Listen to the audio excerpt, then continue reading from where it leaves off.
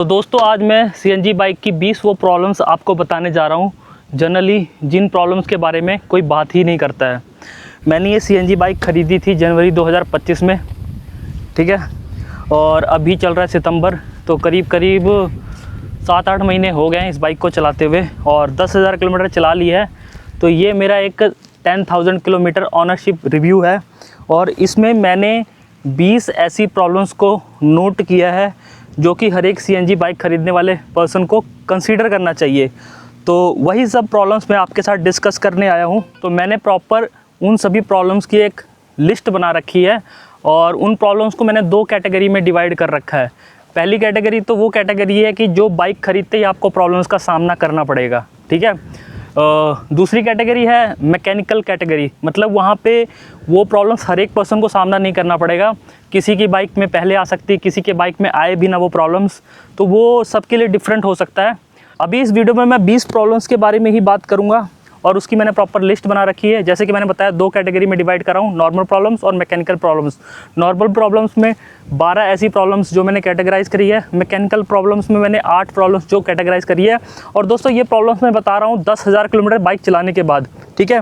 ये बाइक मेरी खुद से ख़रीदी हुई है, इसकी किस्तें मैं भर रहा हूँ और जो मेरी पुरानी वीडियोज़ देखते हैं वो जानते हैं कि मैं 8 लाख के कर्जे में हूँ, 50,000 की किस्त महीने की जाती है, तो उसमें इस बाइक की भी किस्त शामिल है। तो दोस्तों फिर जो बोलूँगा भाई दिल से ही बोलूँगा, क्योंकि मेरे को भी बहुत बुरा लगता है जब कोई प्रॉब्लम्स का सामना करना पड़ता है, ऐसी प्रॉब्लम जिसमें मेरी कोई गलती ना हो।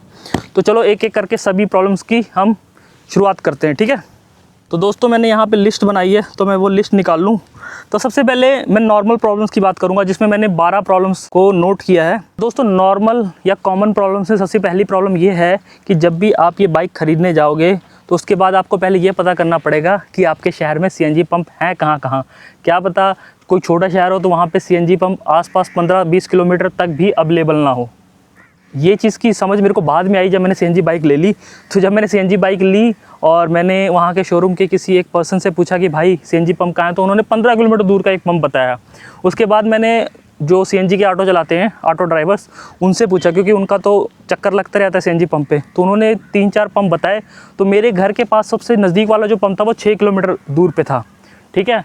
और जनरली मैं थिंक गैस की सीएनजी डलवाता हूँ, क्योंकि इसमें 2 तरह की गैस डलती है। एक सिंपल भी होती है, गोबर गैस बोलते हैं जिसको, और एक थिंक गैस जो ब्रांड हमारे शहर में ऑपरेट करता है उसकी डलवाता हूँ। क्योंकि थिंक गैस पे मैंने देखा है कि ये मैक्सिमम माइलेज देती है। क्योंकि जो मैंने एक बारी गोबर गैस डलवाई थी उसमें मैंने नोटिस किया था कि 15 से 20 या 25 किलोमीटर ये कम माइलेज दी थी नॉर्मल थिंक गैस के मुकाबले। जनरली मेरे घर के आसपास 3 से 4 थिंक गैस के सीएनजी पंप ही हैं। तो मैं तो यही सजेस्ट करूँगा दोस्तों, जब आप बाइक खरीदने जा रहे हो तो उससे पहले ही आप पता कर लो कि आपके शहर में सीएनजी उपलब्ध है भी कि नहीं। पता लगा आपने बाइक खरीदा, फिर आप सीएनजी भरवाने के लिए 25-25 किलोमीटर दूर जा रहे हो, आपके शहर में है ही नहीं है, तो ये बहुत मैटर करता है सीएनजी बाइक खरीदने के लिए, ठीक है। तो पहली प्रॉब्लम यही है कि आपको ये देखना पड़ेगा कि आपके शहर में सीएनजी के पंप कितनी दूरी पे है, ठीक है, पहली प्रॉब्लम नॉर्मल। दूसरा, सीएनजी की अवेलेबिलिटी कितनी है। एग्जांपल के लिए कि जो मैंने बताया था कि सीएनजी के पंप आपके घर से दूर कितने हैं। एग्जांपल के लिए कि कई बार क्या होता है कि हम पेट्रोल जब डलवाते हैं तो हमें क्या होता है कि 1-1.5 किलोमीटर पे हमारे पेट्रोल पंप होते हैं, ठीक है। जनरली कोई ना कोई कंपनी के पेट्रोल पंप तो होते ही हैं, लेकिन सीएनजी का क्या होता है, सीएनजी के वाहन बहुत घट हैं, ठीक है। और सीएनजी क्या होता है, ज़्यादातर बड़े बड़े ट्रकों में या कारों में होती है, तो उनके जो पंप भी है ना वो हाईवेज़ पे होते हैं। और कई लोगों के घर क्या होते हैं ना, हाईवे से बहुत दूर होते हैं, तो कई बार जो शहर के सेंटर में रह रहा हो तो उसे स्पेशली ही जाना पड़ता है सीएनजी डलवाने के लिए। तो ये चीज़ मेरा दूसरा पॉइंट था कि सीएनजी की अवेलेबिलिटी कितनी है, ठीक है। पहले तो ये आपको देखना पड़ेगा कि सीएनजी के पंप है कितने, और फिर दूसरा ये भी देखना पड़ेगा कि जैसे एक मैं तो क्या है, मैं फील्ड में काम करता हूँ तो मुझे इतना फ़र्क नहीं पड़ता, लेकिन जो बंदे सिंपल ऑफिस जाते हैं फिर घर आते हैं उनको स्पेशली सीएनजी डलवाने जाना पड़ेगा। ये दूसरी प्रॉब्लम है। तीसरी प्रॉब्लम जो मैं कॉमन प्रॉब्लम की बात करता हूँ वो है रेंज की प्रॉब्लम, ठीक है दोस्तों। ये जो सीएनजी बाइक है इसमें 2 किलो का सीएनजी टैंक लगा हुआ है, मतलब कि एक बारी में मैक्सिमम 2 किलो सीएनजी ही आ सकती है। और 2 किलो की सीएनजी मेरे शहर में जो पड़ती है वो 175 रुपये के आसपास पड़ती है, ठीक है। तो 2 किलो की सीएनजी यहाँ पे 177 रुपये की फुल आती है, ठीक है। तो आप इससे ज़्यादा भरवा ही नहीं सकते। और जो एवरेज देगी ना, अगर इन केस आपने फुल भरवा भी लिया 177 रुपये का, 2 किलो पूरा सीएनजी भरवा लिया, तो जो आपको माइलेज मिलेगी वो, अगर मैंने जो नोटिस किया है, 100 रुपये में 85 से 90 के बीच देती है। तो हम एक पकड़ के चलते कि 85 किलोमीटर दे दिया इसने 100 रुपये में, तो उस हिसाब से भी देखा जाए तो ये रेंज यार आपको 100 मतलब 2 किलो में ये आपको 140 या 50 के आसपास की रेंज देगी, 140 के आसपास की रेंज मान के चलो। तो इन केस अगर एक दिन में आप 200 किलोमीटर बाइक चलाते हो, जनरली हमारे केसेस में 200 किलोमीटर बाइक आराम से भी चल जाती है अगर हम सारा दिन 12 घंटे काम करें, तो हमें इस दिन में 2 बारी CNG फुल करानी पड़ेगी। मेरा कहने का क्या मतलब है कि अगर आप ऐसे पर्सन हो जिनको बहुत ज़्यादा बाइक चलानी होती है एक दिन में 150 से 200 किलोमीटर, तो आपको 2 बारी CNG भरवानी पड़ेगी। एक बार में CNG भरवा के काम नहीं चलेगा। मतलब क्या है कि अगर इन केस अगर आप कहीं दूर हो, आप बाइक चला रहे हो, ठीक है, आपकी CNG खत्म हो गई, आप कहीं दूर हो, तो आपको स्पेशल CNG भरवाने के लिए उस पंप तक जाना पड़ेगा। अब ये आप पे डिपेंड करता है कि आप कितनी दूर पे हो उस CNG पंप से, ठीक है। तो ये एक प्रॉब्लम है रेंज की, रेंज बहुत घट है। ये तीसरी प्रॉब्लम है कॉमन। दोस्तों अब मैं चौथी कॉमन प्रॉब्लम पे आता हूँ, जो है कि आप इसकी सर्विस बाहर नहीं करा सकते। इसमें क्या है कि पता ही आपको बाहर मैकेनिक इसके ट्रेंड होंगे नहीं जिस हिसाब से इस बाइक को बनाया गया है, तो आपको स्पेशली सर्विस सेंटर ही जाना पड़ेगा, ऑथराइज सर्विस सेंटर, ताकि कुछ ऐसे गलत सर्विसिंग ना हो जाए। क्योंकि आपको पता है CNG पे चलती है, कुछ भी हो सकता है ना, गैस लीक प्रॉब्लम कुछ भी हो सकता है। आपको स्पेशली सर्विस सेंटर ही जाना पड़ेगा, बाहर से आप सर्विस नहीं करा सकते। जैसे आपको पता है लोकल जो बाइक्स होती हैं पेट्रोल वाली, प्लेटिना, स्प्लेंडर, लोग ज़्यादातर सर्विस सेंटर को छोड़ के बाहर ही सर्विस कराते हैं मैकेनिक से, तो वो चीज़ आपको इसमें ऑफ़र नहीं होगी, ठीक है। बाहर वही रिस्क ही होगा, फिर वो एजेंसी वाले हाथ खड़ा कर देंगे, आपने बाहर से खुलवाया, हमारे वो वारंटी भी ख़त्म हो जाएगी, ये सब इश्यूज़ रहते हैं, ठीक है। तो बाहर आप सर्विस नहीं करा सकते।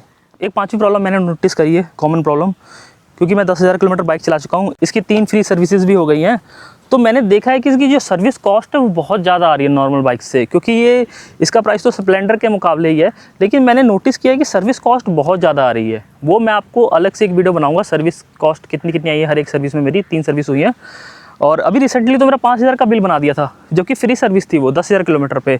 उसके लिए भी मैं एक अलग वीडियो बनाऊंगा। क्लच प्लेट उसमें मेरी ख़राब हो गई थी, तो मैंने ये नोटिस किया है 5वीं प्रॉब्लम की, इसकी सर्विस कॉस्ट बहुत ज़्यादा है। और मैंने जैसा बोला कि आप सर्विस सेंटर से ही इसकी सर्विस करा पाओगे, बाहर कोई इसके मैकेनिक ट्रेंड है ही नहीं है।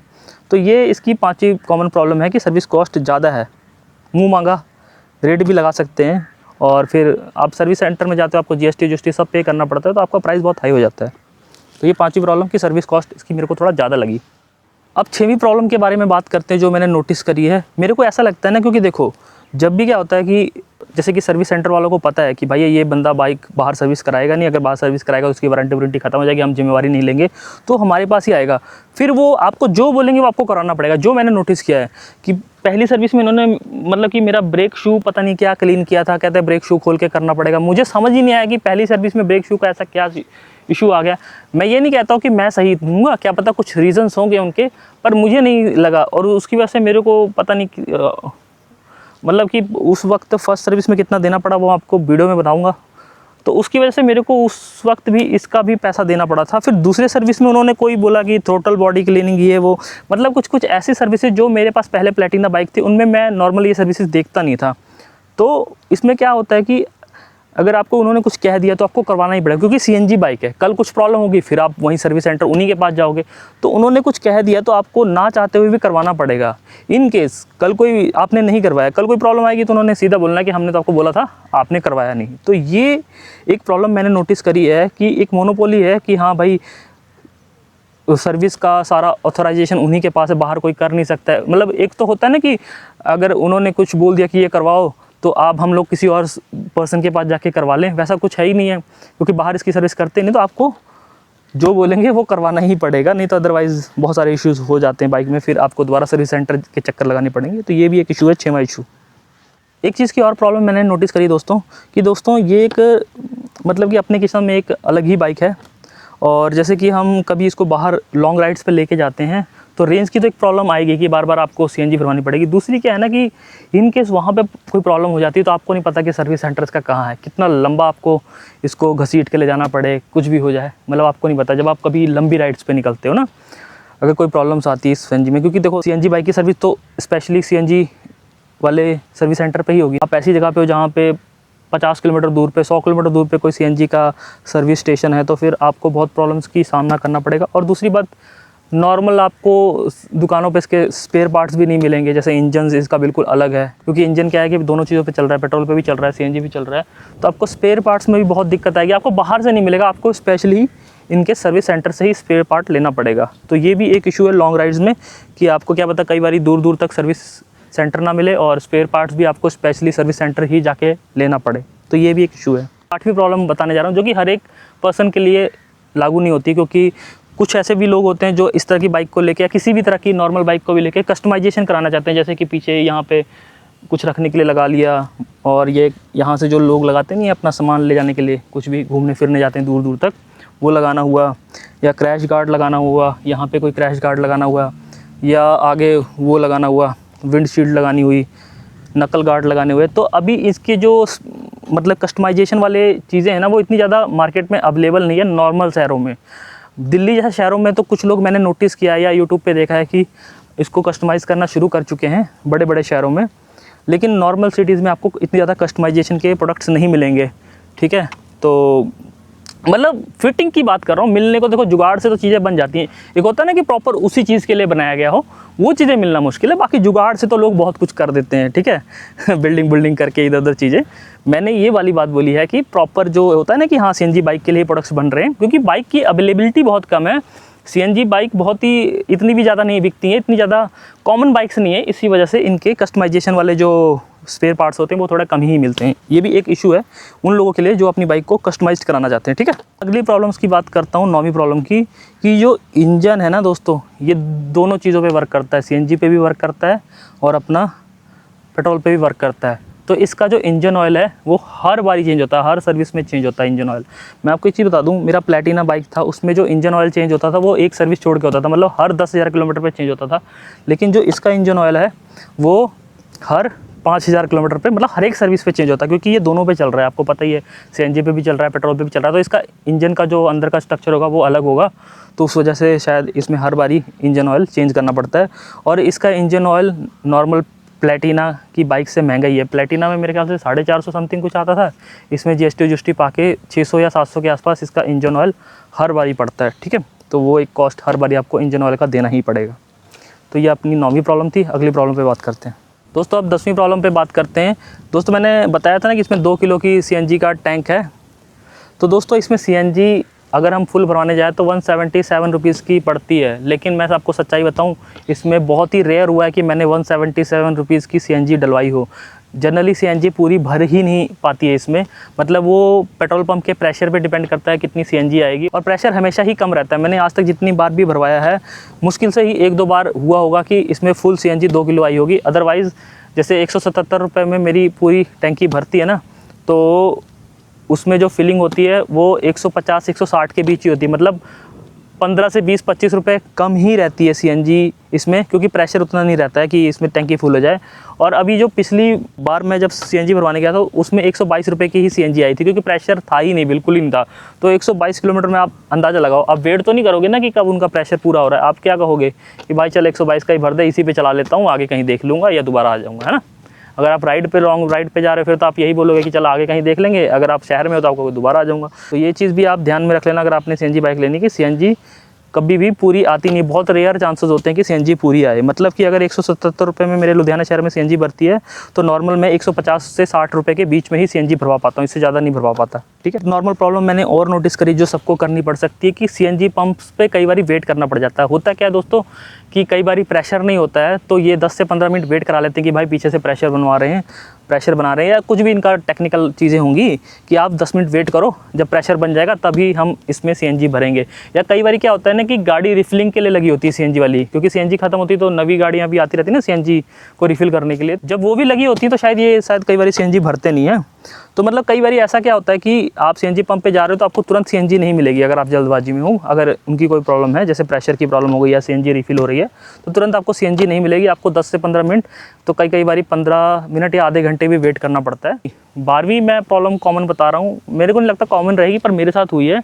मेरा जो रियर टायर है, पीछे का टायर है, इसमें मेरे को 5 पंक्चर लग गए हैं। ठीक है, हर एक पंक्चर का 50 रुपये देना पड़ा, तो 250 रुपये का पंक्चर मैं लगवा चुका हूँ सिर्फ 10,000 किलोमीटर चलाने में, क्योंकि मेरी तो चलती बहुत ज़्यादा है, मैं रैपिडो में चलाता हूँ। ये चीज़ आप पे डिपेंड करती है आप किस तरह से चलाते हो, सिंगल चलाते हो, शहर की मेन रोडों पर चलाते हो, तो ये सबका अलग हो सकता है। लेकिन ये कॉमन प्रॉब्लम है कि पंक्चर का सामना मुझे काफ़ी करना पड़ा है। ठीक है दोस्तों, ये जो 12 प्रॉब्लम्स बताएं ये कॉमन प्रॉब्लम्स में मैंने कैटेगराइज़ किया। अब मैं 8 प्रॉब्लम्स ऐसी बताने जा रहा हूँ जो कि मैकेनिकल प्रॉब्लम्स हैं, ये सबको फेस नहीं करनी पड़ेगी, लेकिन किसी किसी को करनी पड़ सकती। मैंने फेस करी है तो मैं आपको बताने जा रहा हूँ ये मैकेनिकल प्रॉब्लम्स। दोस्तों सबसे पहली मैकेनिकल प्रॉब्लम की बात करने जा रहा हूँ जिसने कि मेरा दिमाग पूरा ख़राब कर दिया। बात कुछ ऐसी है दोस्तों, ये मैंने बाइक ली थी माइलेज के लिए, क्योंकि ये जनरली 80 से 90 के बीच माइलेज दे देती है। वैसे तो मैं एक माइलेज टेस्ट भी कर रहा हूँ दोबारा से 10,000 किलोमीटर के बाद, लेकिन मैंने देखा है जनरली 85 से 90 के बीच में माइलेज दे देती है। हमने क्यों ख़रीदा कि भाई पेट्रोल में पैसा बचे, ठीक है, उधर हमें माइलेज अच्छी मिलेगी, इधर थोड़ा सीएनजी का प्राइस भी घटा है पेट्रोल के मुकाबले। लेकिन दिक्कत क्या है कि अभी इसका क्लच प्लेट ख़राब हो गया था मेरे ख्याल से, जब मैं 7 से 8,000 किलोमीटर के बीच में ही था तब भी इसका क्लच प्लेट ख़राब हो गया था। ठीक है, गाड़ी बिल्कुल रेस लेना बंद कर दी थी। तो जब मैं सर्विस सेंटर गया तो उन्होंने कहा क्लच प्लेट ख़राब है। मेरा तो होश ही उड़ गया, क्योंकि इससे पहले भी मैं 2 प्लेटिना की बाइकें चला चुका हूँ, जो कि बजाज की ही बाइक है, ये भी बजाज की है, और उनको 30-30, 40-40 हज़ार किलोमीटर पर चला के मैंने बेचा है। तो उसमें भी मेरा कभी क्लच प्लेट नहीं ख़राब हुआ था। अगर मेरे को चलानी बाइक नहीं आती है, अगर मेरा चलाने का स्टाइल गंदा है, तो उसमें भी क्लच प्लेट ख़राब हो जानी चाहिए थी। 10,000, 15,000 रुपये हो जाती, 20,000 रुपये हो जाती, ठीक है। लेकिन 40 से 50,000 किलोमीटर चला के मैंने उसको बेचा है, उसमें लास्ट तक भी मेरा कोई क्लच प्लेट नहीं ख़राब हुआ। इसमें 7 से 8,000 किलोमीटर पे क्लच प्लेट ख़राब हो गई, जो कि बात मेरे को हज़म नहीं हो रही थी। मुझे ऐसा लगता है कि इसमें एक्चुअल में क्लच प्लेटें अच्छी नहीं है, या इसका इंजन इतने अच्छी तरीके से नहीं बनाया कि इसकी क्लच प्लेटों को ख़राब कर दे रहा है। क्योंकि अभी कुछ दिन पहले, 3-4 दिन पहले, एक बंदे ने मेरे से पूछा कि भाई सीएनजी बाइक कैसी है, तो मैंने उसको बोला क्लच प्लेट ख़राब हो गए। तो उसने बोला कि एक और लड़का उसे मिला था जिसके क्लच प्लेट सिर्फ 4,000 किलोमीटर पर ख़राब हो गए थे इस बाइक के। और एक और बताता हूँ बात भाई, बहुत पते वाली बात है। मैंने जब उस बंदे को बोला, जो मैकेनिक है सीएनजी का, जिस सर्विस सेंटर में मैं बाइक सर्विस कराता हूँ, तो बोलता है भाई तो यहाँ तो 3-3 हज़ार किलोमीटर पे ख़राब होकर लोग आते हैं। मतलब वो इतना कैजुअली ले रहा था। हम जैसे लोगों के लिए, मेरे जैसे लोगों के लिए खास करके जिस पे कर्जा है, उसके लिए 1-1 रुपये बहुत इंपॉर्टेंट होता है।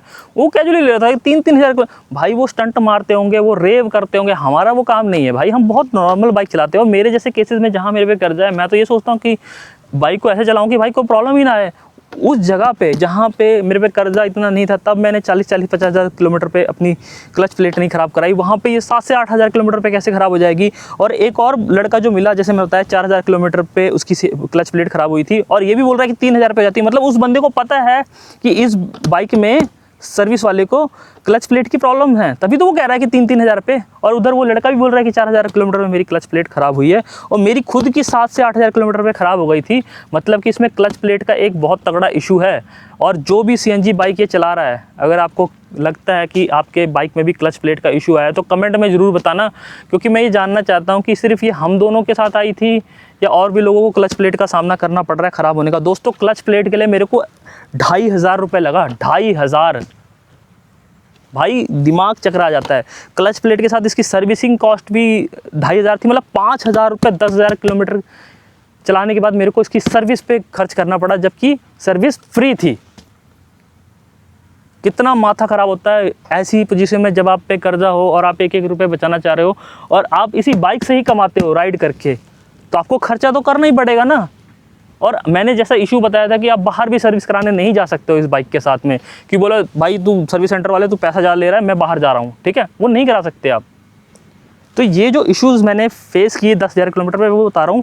और ये ग्राउंड ऑन ग्राउंड मैंने बाइक चला के फेस करी है। बहुत सारे लोग इस चीज़ों के बारे में बात नहीं करेंगे, ठीक है। तो जो क्लच प्लेट ख़राब होने वाला था ना, इसने मेरा इस बाइक से थोड़ा सा दिमाग ख़राब किया है। मेरे को लगता है कि ये थोड़ा कंपनी की प्रॉब्लम हो सकती है कि क्लच प्लेट्स अच्छे नहीं। तो ये बहुत बड़ी प्रॉब्लम थी मैकेनिकल, जिसने मेरा बहुत तगड़ा दिमाग ख़राब किया था। इससे मैं बहुत नाराज़ भी था इस बाइक से, ठीक है दोस्तों। तो चलो अगली प्रॉब्लम की बात करते हैं। अगली प्रॉब्लम जो है इसकी स्पीड के रिलेटेड है। तो हुआ क्या था, जब 7 से 8,000 किलोमीटर में मेरी क्लच प्लेट ख़राब हुई थी ना, तो इसका तो ये आगे ही नहीं भागती थी। मतलब चाहे फुल रेस दे दूँ मैं इसको, ये आगे भागती ही नहीं थी, ठीक है। जब इसको फुल रेस देता था मैं, तो ये बहुत ही धीरे धीरे पिकअप लेती थी। और दूसरा क्या, जब ये हैंडल ऐसे, अगर एग्जांपल के लिए कहीं मैं टर्न ले रहा हूँ, ये हैंडल इधर मुड़ा है ना, अब रेस दे रहा, तो ये बिल्कुल भी काम नहीं करता। मतलब बाइक बिल्कुल भी आगे नहीं भागती थी। चलो ये भी है ना, अगर इस भी पोजीशन में है, सीधी पोजीशन में भी है इसका हैंडल, अगर मैंने इसको फुल रेस दे दी तो ये 50-60 किलोमीटर से ऊपर जाती ही नहीं थी। मतलब पीछे कोई बैठा होना तो इसको ऐसा लगता था कि पूरी जान लगा दी बाइक ने, तब भी नहीं आगे बढ़ रही, ऐसा कुछ हाल था। तो जब मैं सर्विस सेंटर गया, तो उन्होंने, वो मतलब जो बंदा होता है वो मैकेनिक के पास गया, जो इसका मैकेनिक है, उसने बोला भाई इसका क्लच प्लेट, कुछ भी नहीं भाई, उसने बस हल्की सी तार टाइट करी यहाँ से और कहता क्लच प्लेट ख़राब है। तब मैं 7 से 8,000 किलोमीटर के बीच में ही था। मेरा तो पूरा मूड ख़राब हो गया उस समय। तो मैं तब तक जब तार ख़राब थी तो मैंने सिर्फ 2000 किलोमीटर मैंने उस पे ऐसे ही चलाई थी, मतलब क्योंकि यार मैं सोचा था सर्विस जब आएगा 10,000 किलोमीटर तब करा लूँगा, और पैसे की भी प्रॉब्लम थी आपको पता ही है। तो जब उसने जब ये तार टाइट करके दे दिया ना 7-8 हज़ार किलोमीटर, जब उसने बोला क्लच प्लेट ख़राब है, तो मैं 2000 किलोमीटर में 10,000 किलोमीटर तक बस ऐसे ही मतलब चलाया। तो उस वक्त भी 60 की स्पीड से ऊपर नहीं जाती थी बाइक ये। 60 की स्पीड पे जब मैं चलाना शुरू करता था ना तो ऐसा लगता था पूरी वाइब्रेट करने लग गई है बाइक, पूरी वाइब्रेट कर रही है। ऐसा लग रहा है कि वो जिसकी मैक्सिमम स्पीड है ना 100-110 किलोमीटर जो मैक्सिमम स्पीड है उस पर चला रहा हूँ, ऐसा वाइब्रेट होता था। तो मैं कहा चलो ठीक है, क्लच प्लेट की प्रॉब्लम होगी, करा लेंगे। 10,000 किलोमीटर जब मैं क्लच प्लेट चेंज कराया ना, उसके बावजूद भी भाई वही प्रॉब्लम अभी भी है। मैं दोबारा सर्विस सेंटर गया ही नहीं यार, मौका ही नहीं लगा। और मैंने सोचा था कि ये वीडियो प्रॉपर बनाऊंगा मैं इसकी प्रॉब्लम्स की, उसके बाद ही जाऊंगा, क्योंकि कोई भी अगर इन केस बोलते तो मैं बोलूँगा भाई देख प्रॉपर मैं वीडियोस बना रखी है मैंने। क्योंकि होता क्या है कि ऐसे वो चीज़ों को मानते नहीं है। जैसे कि गैस लीक की बात प्रॉब्लम हुई थी तो मैंने उसकी वीडियो बनाई थी ना। अगर मैं ऐसे इन केस अगर वो वीडियो ना बनी होती तो मैं उनको जाके बोलता गैस लीक है, तो उन्होंने वैसे ही टाल देना था बात को। क्या प्रूफ था मेरे पास कि गैस लीक है। लेकिन मैंने प्रॉपर एक वीडियो बनाई है गैस लीक की, वो आप देख सकते हो, अलग से भी उसकी वीडियो पड़ी हुई है मेरे चैनल पर। उसी तरीके से मैं इसका प्रॉपर एक प्रूफ बनाना चाहता था सभी चीज़ों का। तो अब ये वीडियोज़ में जितनी प्रॉब्लम्स मैं गिना रहा हूँ, ठीक है, तो एक प्रूफ है। अब मैं जाऊंगा उसको बोलूँगा भाई 60 किलोमीटर पे भी अभी भी वाइब्रेट कर रही है, क्लच प्लेट चेंज कराने के बाद में अभी भी भाई क्लच प्लेट चेंज हो गई है, 5,000 का खर्चा हो चुका है। लेकिन क्या बात है, अभी भी 60 के ऊपर जाने में ऐसा लगता है कि मैंने मैक्सिमम स्पीड पे बाइक चला दी हो। 60 से ऊपर जाती नहीं है ये, जाएगी तो ऐसा वाइब्रेट होती है कि डर लगने लग जाता है कि भाई इससे ज़्यादा करूँगा तो कुछ ख़राब ना हो जाए, ऐसा वाइब्रेट करती है। मतलब वो फीलिंग ऐसा आता है कि पूरा जोर लगा दिया बाइक ने चलाते वक्त अपना 60 की स्पीड पे। तो ये एक प्रॉब्लम, दूसरी मैकेनिकल प्रॉब्लम मैंने फेस करी है, जो कि क्लच प्लेट ख़राब होने के बाद में भी थी और चेंज कराने के बावजूद भी आज भी वही चल रही है। तो मतलब क्लच प्लेट का इशू नहीं है, या तो इसमें कोई इंटरनल इशू है या इसकी तारों तुरों की सेटिंग में इशू है। अब वो मैकेनिक ही जाने। ठीक है दोस्तों, ये दूसरी प्रॉब्लम मैंने नोट करी है कि जब हम फुल रेस भी देते हैं तब भी ये 60 के ऊपर नहीं जाती, फुल वाइब्रेट करती है। ये दूसरी प्रॉब्लम, मैकेनिकल प्रॉब्लम। तो दोस्तों एक और मैंने मैकेनिकल प्रॉब्लम नोटिस करी है इसमें, जिसकी कि मैंने प्रॉपर वीडियो भी बनाई है। क्योंकि मेरा तो चलो मेरे पास हमेशा कैमरा ही रहता है, मोटो ब्लॉगिंग करते ही हम लोग। तो जब मेरे को ये प्रॉब्लम आ रही थी उस वक्त मैंने वीडियो शूट भी कर ली थी। मुझे नहीं पता, आप लोग बताना जिनके पास CNG बाइक है आपको आती कि नहीं आती। वो प्रॉब्लम क्या थी कि जो जिसमें CNG भरते जो नोज़ल होता है ना, जिसमें हम खोल के मतलब उसका कैप होता है, चाहे नोज़ल मान लो, जो हम लगाते हैं ऐसे बंद करने के लिए जहाँ CNG डलती है, वो खुलती ही नहीं है भाई। हाथ से तो खुलता ही नहीं है, कई बारी इतना टाइट हो जाता है वो कि वो हाथ से खुलता ही नहीं है। तो एक बार तो मैंने पिलास से खोला था, उसकी मैंने वीडियो भी बनाई थी। तो ये एक इशू है कि मेरे ख्याल से पहले 5,000 किलोमीटर तक तो मेरे को ये इशू नहीं आया था। 5,000 किलोमीटर के बाद ही मेरे को ये इशू आना शुरू हुआ है कि जहाँ से CNG भरती है वो नोज़ल ही नहीं खुलता है। कई बार प्लास से खोलना पड़ता है, कई बार हाथ से भी खुल जाता है। मतलब हमेशा तो नहीं होता, लेकिन हाँ इतना टाइट हो गया कि हाथ से खोलने में बहुत दिक्कत होती है। जो कि शुरू के 5,000 किलोमीटर में बड़े प्यार से खुल जाता था, बड़े प्यार से लग जाता था। तो ये एक इशू मैंने नोटिस किया है। ये तीसरा मैकेनिकल इशू है। तो दोस्तों जो चौथा मैकेनिकल इशू है वो बहुत ही ज़्यादा डेंजरस इशू है, गैस लीक की प्रॉब्लम।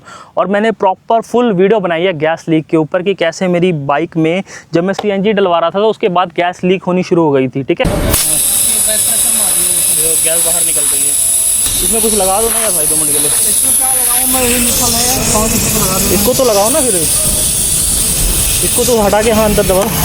दौड़ वो साइड में फंसा हुआ है, 2 मिनट साइड में फंसा हुआ है, ये साइड में फंसा हुआ है, इसको अंदर करो, छोड़ो इसको दबाओ, लगाओ जरा एक बार। कैसे पतली लीक हो रही है भाई, क्या हो रहा है यार। ये एक बार नीचे से बंद करना यार भाई, ये क्या प्रॉब्लम है यार।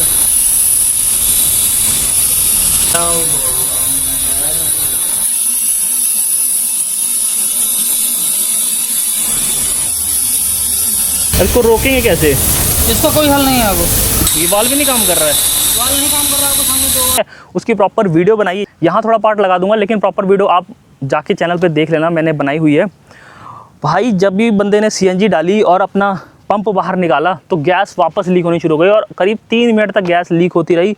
फिर यहाँ पे एक नोज़ल है, उस बंदे को वैसे पता नहीं लग रहा था, जो CNG भर रहा था उसने भी सही से बंद नहीं किया था शुरू में, लेकिन उसने भी 3-4 बार ट्राई किया तो जाके वो टाइट किया, तब जाके रुकी है।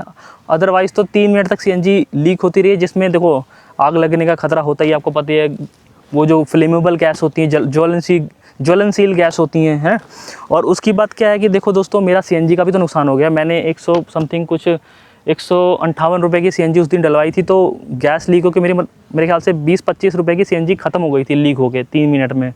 जो मैंने नोटिस किया, एग्जैक्ट नहीं बता रहा हूँ, मतलब मेरे को ऐसा लग रहा है, क्योंकि मैंने जो मीटर चेक किया ना बाद में, क्योंकि CNG फुल रहती है तो मीटर पूरा फुल रहता है, लेकिन जब गैस लीक होने के बाद जब मैंने मीटर चेक किया तो मेरे को ऐसा फील हुआ कि इसमें 25 से 30 रुपए की CNG उड़ गई होगी तो 3 मिनट में। तो ये भी मेरा नुकसान हुआ CNG उड़ने का, और जो सबसे बड़ा नुकसान था वो आग लगने का, धमाका होने का, क्योंकि वहाँ पे और भी गाड़ियाँ थी, कारें भी थी। एक और प्रॉब्लम है कि चलो वो वहाँ पे हुआ, वहाँ पे चलो वो लोग थे, मैकेनिक थे, वो उनके पास चलो आग बुझाने का भी होता, लेकिन अगर किसी जगह दूर पे हो गया, कहीं हम ट्रैवल पे हैं, और या तो फिर ऐसी जगह हो गया जहाँ पे कोई औजार भी ना हो, आप तो छोड़ के भाग जाओगे बाइक को यार। बहुत सारे लोग यार डर जाते हैं यार कि एग्जाम्पल के लिए यहाँ गैस लीक हो रही है, मैं उसको पंगे ले रहा हूँ कैसे कैसे सही करो, वो रुक ही नहीं रही है गैस लीक, और कहीं से कुछ नहीं, ऐसे आग लग गई कुछ भी, तो भाई वो तो भपक मारेगा ना एकदम से।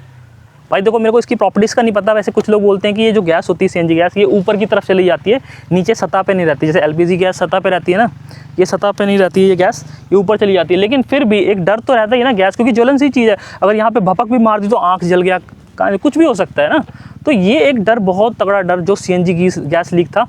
एक प्रॉब्लम मैंने और देखी थी कि मैं जब एक्चुअली 5000 की सर्विस सेंटर गया था, वहाँ पे एक बंदा आया था जिसकी कि जो कि पता नहीं कहाँ से कितनी दूर से बाइक गैस लीक पे चला के आया था भाई। मतलब अपना बाइक तो उसने पेट्रोल पे कर लिया था, लेकिन जब वो आ रहा था वहाँ से तो गैस कंटिन्यू लीक हो रही, मतलब कि सर्विस सेंटर पहुँचते पहुँचते उसकी गैस पूरी लीक हो गई थी। और आप अंदाज़ा लगाओ, वैसे मैंने नोटिस तो ये किया है कि CNG में आग ऐसे नहीं लगती है बहुत जल्दी, लेकिन फिर भी एक डर तो बना ही रहता है भाई। तो मेरे को ये लगता है, क्योंकि बहुत सारे लोग ये भी इशू करते थे कि भाई कहीं सिलेंडर फट गया तो दो साइड बन जाएंगे, तो क्या करें भाई, अब खरीदी तो चलानी पड़ेगी। तो ये एक इशू मेरे को बहुत डरावना भी लगा था उस वक्त जब गैस लीक हो रही थी। हालांकि अभी अपने पास बाइक है तो चलाना तो पड़ेगा, पर ये एक है, बहुत सारे लोग इस चीज़ के लिए भी डरेंगे इस बाइक को लेने के लिए। पर ये बात की सच्चाई कि गैस लीक हो जाती है, जो मैंने आज तक देखा है 10,000 किलोमीटर में, जिन लोगों से बात करी है और ख़ुद मैंने जो कैमरे पे रिकॉर्ड किया, उस हिसाब से मैंने नोटिस किया कि गैस लीक हो जाती है, ऐसी प्रॉब्लम है। दोस्तों मैंने एक और प्रॉब्लम नोटिस करी है कि कई बार क्या होता है ना, बाइक चलते चलते में ना, जैसे अब बाइक चल रही है, अब रोक दी, जब मैं इसको इग्निशन ऑन करता हूँ तो ये कई बार स्टार्ट नहीं होती, फिर मेरे को इग्निशन बंद से ऑन करना पड़ता है, तो फिर हो जाती है। इसमें प्रॉब्लम्स क्या आती है, कई बार हम किसी ट्रैफिक में चला रहे हैं, ठीक है, अचानक से आपकी गाड़ी रुक गई, पीछे से कोई हॉर्न दे जा रहे हैं लोग, भगा भगा भाई निकाल, या किसी ट्रैफिक लाइट पे खड़े हैं तो आप किसी गाड़ी के आगे खड़े हो तो वो तो हॉर्न बजाता ही रहेगा ना। तो उस समय क्या होता है कि आपको पैर से रोड के साइड में ले जाना पड़ता है। ये छोटी छोटी प्रॉब्लम्स हैं भाई जो मैं बता रहा हूँ कि मैंने नोटिस करी है भाई। तो होता क्या कि आपके पीछे अगर गाड़ियों की लाइन लगी हुई है, अगर आपकी गाड़ी स्टार्ट नहीं हो रही तो पीछे से लोग उल्टा सीधा भी बोलना शुरू कर देते हैं भाई, आपको फिर रोड के साइड करना पड़ता है, फिर वेट करके इसको स्टार्ट करना पड़ता है। तो ये भी प्रॉब्लम आती है कि कई बार ये बाइक स्टार्ट नहीं होती है, ठीक है। ये मैं बता रहा हूँ जितनी भी मैकेनिकल प्रॉब्लम्स है ये सब बाइक की अलग अलग होगी, सबकी सेम नहीं होगी, ठीक है। तो ये भी प्रॉब्लम मैंने नोटिस करी है कि बाइक स्टार्ट नहीं होती कई बार। एक और चीज़ दोस्तों मैंने नोटिस करी है 10,000 किलोमीटर पे तो खास नोटिस करी है, जब मैंने 10,000 किलोमीटर की सर्विस कराई थी, इसकी गियर शिफ्टिंग बहुत ज़्यादा हार्ड हो गई थी 10,000 किलोमीटर पे। इतनी हार्ड थी ना, मतलब ऐसा लगता है मैं जोर लगा के गियर शिफ्ट कर रहा हूँ, मतलब ऐसा लग रहा है कि फंस रहा है गियर। एक होता है ना एकदम स्मूथली गियर चेंज हो जाए, वैसा गियर शिफ्टिंग नहीं था इसका। मतलब 10,000 किलोमीटर के बाद जब उन्होंने सर्विस करके दी ना मुझे बाइक, तो बहुत ही हार्ड गियर शिफ्टिंग हो रही थी। ये मैंने उस वक्त मैकेनिक को भी बोला था, तो लेकिन जब मैंने 2-3 दिन बाद बाइक चलाई तो वो प्रॉब्लम इतनी ज़्यादा रही नहीं। अब इतनी ज़्यादा कोई ऐसी प्रॉब्लम नहीं आ रही गियर शिफ्टिंग में। लेकिन मैंने एक चीज़ तो नोटिस करी कि गियर शिफ्टिंग उतनी स्मूथ नहीं है जितनी नॉर्मल बाइकों में होती है। थोड़ा सा स्टिफ है इसका गियर शिफ्टिंग, मतलब थोड़ा सा ज़्यादा दम लगाना पड़ जाता है। कई बार ऐसा लगता है कि फंस रहा हो 2-3 जगह, तो वो थोड़ा सॉफ्ट होता तो मज़ा आता है गियर शिफ्टिंग में। तो ये एक प्रॉब्लम मैंने नोटिस करी है। अब ये हर एक में हो ना हो मैं नहीं बता सकता इसका। अगली प्रॉब्लम पे बात करते हैं। 2 प्रॉब्लम्स रह गई मैकेनिकल प्रॉब्लम्स। अगली 2 प्रॉब्लम पे बात कर लेते हैं। एक बार मैंने जो अभी थोड़ी देर पहले भी आपसे बात कर रहा था, इसकी एक्सेलरेशन बिल्कुल बंद हो गई थी, वही 7-8 हज़ार किलोमीटर पे, जब उन्होंने कहा था कि आपका क्लच प्लेट ख़राब हो गया है। तो क्या था ना दोस्तों कि इसकी एक्सेलरेट करने पे भी गाड़ी आगे नहीं भागती थी। तो वो मैंने 200-300 किलोमीटर चलाई होगी। उसके बाद मैं जब वहाँ सर्विस सेंटर ले गया था तो उन्होंने तार तूर कुछ सही करी, तब भी वो 60 से आगे नहीं जाती थी, 60 तक तो ठीक चलती थी। और उसके बाद उन्होंने क्लच प्लेट चेंज करी, तब भी 60 तक ही चल रही है, आज भी चल रही है। अब इसके बाद जब भी जाऊंगा सर्विस सेंटर उनको ये प्रॉब्लम बताऊंगा। अगर प्रॉब्लम सॉल्व होती है तो आपको इन्फॉर्म कर दूंगा, अदरवाइज़ तो जैसा भी रहेगा मैं बताऊंगा। मतलब मैंने ये प्रॉब्लम भी नोटिस करी है कि इसमें एक्सेलरेशन वाली प्रॉब्लम भी आ गई थी 7,000 किलोमीटर पे, कि जब भी हम एक्सेलरेट करते थे ये गाड़ी आगे भागती ही नहीं थी। उसमें भी ऑब्वियसली क्लच प्लेट का या कुछ तार का इशू होगा, वो तो वही जानते हैं, मैकेनिकल चीज़ें हम कहाँ जानते हैं, ठीक है। अगली जो प्रॉब्लम है दोस्तों सीएनजी माइलेज की है, वो मैंने प्रॉपर वीडियो बना ली है सीएनजी की माइलेज की, और अभी घर जाके मैं माइलेज चेक करूँगा, ठीक है। वो थोड़ा सा हिसाब किताब करना है, मैथमेटिक्स। उसके बाद मैं घर पे आपको बता दूंगा कि हाँ भाई अभी क्या माइलेज दे रही है। पहले जो मैंने 10,000 किलोमीटर की सर्विस से पहले जो माइलेज मैंने चेक करा था वो था अराउंड 85 से 90 के बीच में, इसी के बीच में रहता था। मतलब कि 100 रुपये की अगर आप सीएनजी डलवाते तो आपकी बाइक 85 से 90 किलोमीटर चल जाएगी, ठीक है। लेकिन 10,000 किलोमीटर की सर्विस के बाद इसकी माइलेज कैसी है वो मैं आपको घर जाके एक बार गुणा भाग करके बता दूंगा, क्योंकि मैंने उसकी प्रॉपर वीडियो बनाई है, वो वीडियो अलग से डाल दूंगा, ठीक है।